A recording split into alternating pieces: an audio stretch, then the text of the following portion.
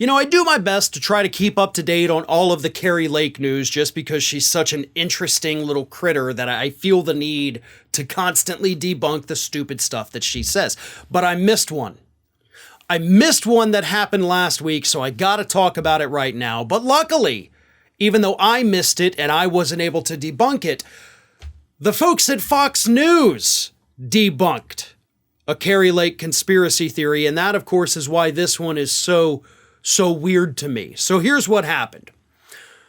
About 9 days ago, you had Kari Lake share a story on Twitter from the Gateway Pundit claiming that George Soros, the conservatives' favorite liberal funder boogeyman, had actually come out and endorsed Ron DeSantis. Needless to say, that didn't happen. But Kari Lake shared it, said, "Oh my God, George Soros has endorsed Ron DeSantis. Clearly, DeSantis cannot be trusted." Obviously, that's the point she's trying to make here. So on Fox News, Trey Gowdy, of all people, the pusher of the Benghazi conspiracy theories, he had to go on the air a couple days later and debunk this idiotic Kari Lake conspiracy theory. Here's what he said. Governor Ron DeSantis hasn't even announced his plans for 2024, but that has not stopped the attacks from coming.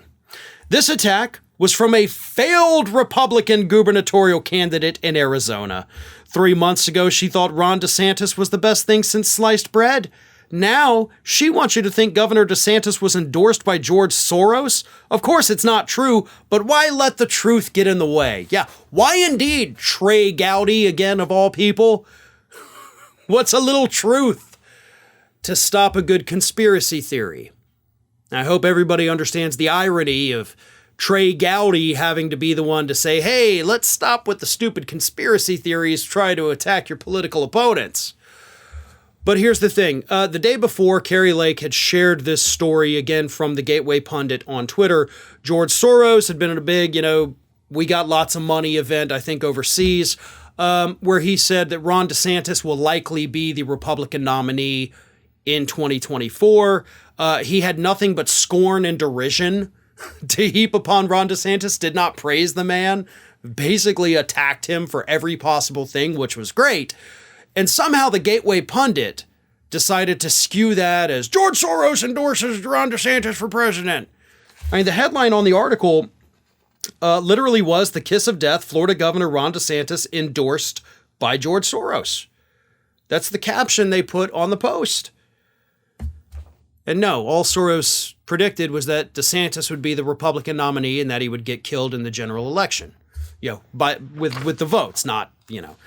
So anyway, that's what Kari Lake had shared. Trey Gowdy, again, at Fox News, had to come out and debunk this. He seemed very irritated that he had to.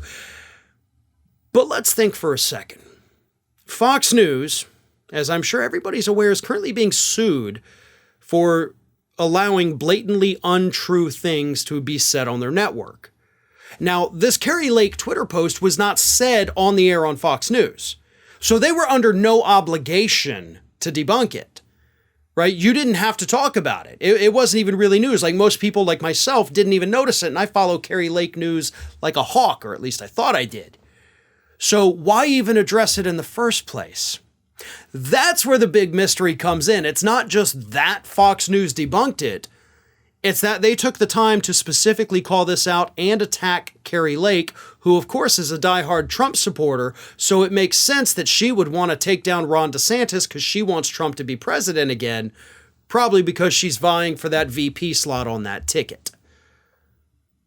But Fox News doesn't want Trump to be that guy. At least the management doesn't. I know some of the hosts do. But I think Trey Gowdy at this point was just toeing the company line. Fox News really seems to like Ron DeSantis, and they don't like Donald Trump. So when you got the Trump supporters out there trying to trash Ron DeSantis, of course the network is going to come in and swoop in and save him from this idiotic conspiracy theory. So Fox News didn't do it because they felt the need to correct a lie. No. Fox News did it because Ron DeSantis is their new golden boy, and they will not stand for anyone talking bad about their new favorite politician of the month. Hi, everyone. This here is Little Athena. And Athena would like to know why you haven't subscribed to Fair and Balanced yet. So please, don't let Athena down. Subscribe today.